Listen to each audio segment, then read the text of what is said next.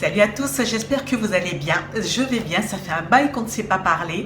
Je reviens aujourd'hui dans une vidéo dans laquelle je vais vous parler des mélasmas. Je sais que je vous en ai déjà parlé, mais j'y reviens parce que aujourd'hui, ça me touche de plein fouet.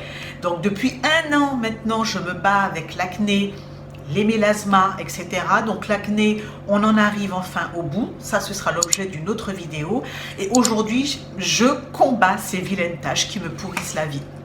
Aujourd'hui, vous n'allez pas trop les voir parce qu'évidemment, je me suis maquillée. Mais je vous mettrai des petites photos et vous allez voir, c'est édifiant. Vous allez voir dans quel état je me trouve. Et donc, je voulais vous parler de ce que je fais actuellement. Alors, première chose, il faut aller voir un dermatologue. Donc, j'en avais déjà vu un au mois de novembre qui n'a pas trop écouté ce que je lui avais dit, etc. Pour lui, c'était rien, j'affabulais. Bref, j'ai changé de dermatologue et celui-là a enfin compris quel était mon problème et que ça agissait sur le moral, etc. Alors, elle m'a écouté et elle m'a prescrit donc la formule de Klingman. Donc, c'est le nom que l'on donne à la préparation à base d'hydroquinone. Donc, j'utilise cette crème depuis 3 mois et donc je vais vous parler des avantages, des inconvénients, de la composition et comme ça vous saurez tout. Donc comme je vous le disais en préambule, je mets cette préparation depuis 3 mois. Alors il y a des choses positives, des choses négatives ou des choses qui sont en train de devenir. En tout cas je l'espère. Donc on va parler des inconvénients parce qu'il y en a quand même quelques-uns qu'il faut garder dans un coin de sa tête. Donc il y a le côté irritant de la crème, parce que vous avez de l'hydroquinone à l'intérieur. Donc la composition, j'en reparlerai dans deux secondes.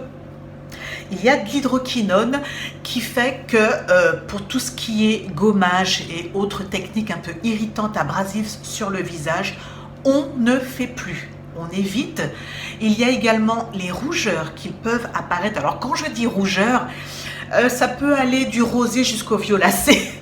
Jusqu'au violacé, donc il faut faire très attention.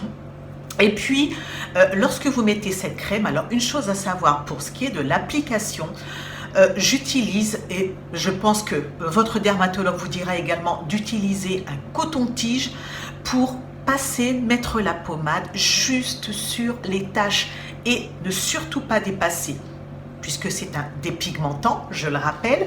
Donc, ce qu'on veut éclaircir, ce sont les mélasmas qui n'ont pas à être là. Mais si vous dépassez, évidemment, vous allez blanchir, vous allez éclaircir la peau qui, elle, n'a pas de mélasma. Et c'est ce qui m'arrive, évidemment, puisque même si je fais attention, quand vous allez vous coucher, vous avez tendance à, avec le frottement de l'oreiller, de la tête d'oreiller, à déplacer un peu la crème, même si celle-ci pénètre dans le derme relativement rapidement, mais il y a toujours une fine pellicule qui va aller se mettre là où elle n'a pas à aller à se mettre.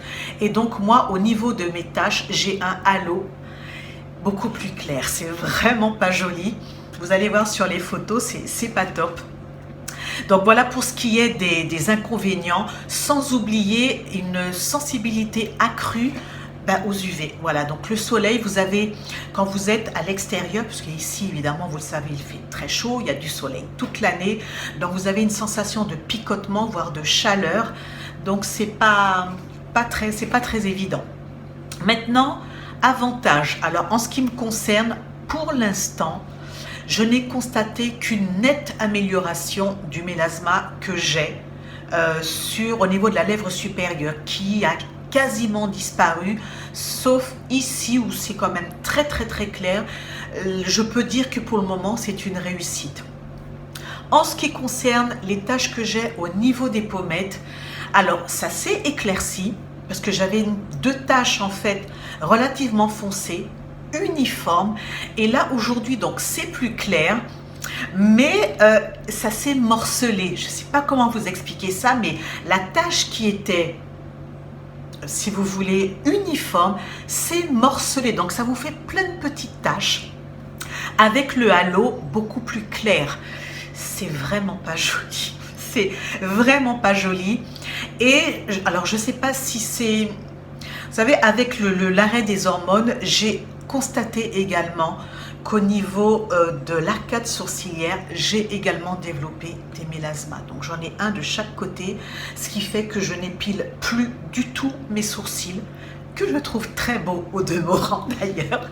Donc je n'épile plus la queue de mon sourcil, je les laisse pour camoufler un petit peu les deux taches que j'ai ici.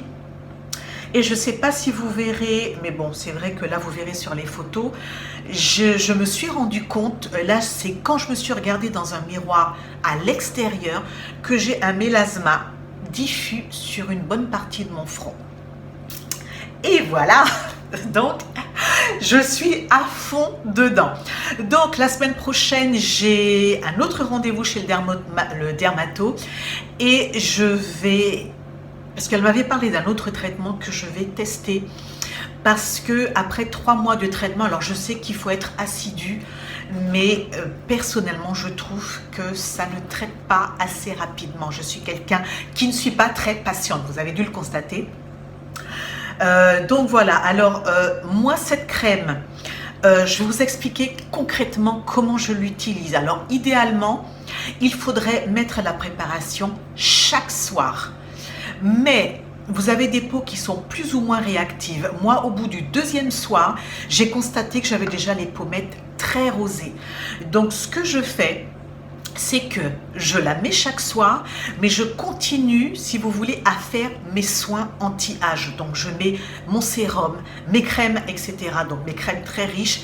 Et je mets cette crème par-dessus mes soins. Et donc, en clair, les soins que je mets avant me permettent d'avoir une sorte de filtre pour ne pas que ma peau soit trop irritée. C'est peut-être pour ça d'ailleurs que ça n'agit pas aussi bien que ça devrait agir. Mais entre l'irritation, la peau violacée, je préfère agir comme je le fais. Ce que je fais maintenant quand je sors, quand je dois aller travailler ou autre, dès que je sors, crème solaire. La crème solaire est indispensable. Donc j'en utilise 2. Donc il y a celle d'IDC, Indice 50 et plus, et celle du labo La Roche-Posay, donc Antelios 50 et plus. Alors je privilégie celle-ci actuellement. Pourquoi? Parce que pour pouvoir camoufler mes taches, j'utilise concealer, etc. Parce que voilà, donc j'utilise ce concealer pour essayer de masquer un peu mes taches. Et la différence, c'est que cette crème-ci est beaucoup plus grasse, tandis que celle-ci est très légère et elle pénètre très très rapidement. Et donc, elle est indétectable sur la peau. D'ailleurs, je vous la recommande. Et en plus, elle est water résistante, donc elle est waterproof. Et voilà, elle est invisible. Elle protège des UVA, des UVB et... elle est antioxydante, donc celle-ci, je l'aime énormément. Celle-ci, elle est sans parabènes. Celle-ci, je crois qu'elle a un... Ouais, celle-ci a un petit parfum, un parfum pas désagréable. Et celle-ci n'a aucun parfum. Donc, voici celle que je mets actuellement. D'ailleurs, je vous la recommande, elle est très très bien. Et le chapeau, voilà. Donc, je mets le chapeau. Donc, j'en ai 2 ou 3 dans ma voiture tout le temps. En termes d'ingrédients, de composition, alors il n'y a pas beaucoup d'ingrédients dedans, mais vous avez vraiment des principes qui sont très actifs. Donc le premier principe actif, c'est l'acide rétinoïque, donc c'est de la vitamine A, et en fait son rôle, c'est de réguler la production de mélanine. Et en règle générale, c'est utilisé contre l'acné, contre le psoriasis et l'eczéma. Ensuite, vous avez l'hydroquinone. Donc, l'hydroquinone, son rôle, c'est de bloquer la mélanogénèse. Donc, mélanogénèse, tout ce qui est genèse, donc c'est tout ce qui va fabriquer tout ce qui est mélanine, donc le pigment qui se trouve dans la peau. Donc c'est ce que l'hydroquinone va faire, et c'est l'hydroquinone justement qui est un peu irritante. Il faut savoir également que depuis 2000, l'hydroquinone, vous n'allez plus le trouver dans les produits vendus en parapharmacie ou autre, parce que ça a été interdit, en tout cas dans tout ce qui est Union européenne. La seule façon pour vous de trouver de l'hydroquinone, c'est dans les préparations magistrales. Sinon, vous n'allez pas trouver. Maintenant, oui, Canada, États-Unis, c'est toujours vendu en parapharmacie, il n'y a aucun souci pour ça. Et je connais des gens effectivement qui commandent leurs produits aux États-Unis pour pouvoir avoir des produits peut-être plus accessibles avec un dosage en hydroquinone plus élevé. Ensuite, vous avez de la cortisone, donc de l'hydrocortisone base. Alors l'hydrocortisone, ce sont des corticoïdes qui sont utilisés en général dans tout ce qui est dermite, entre autres.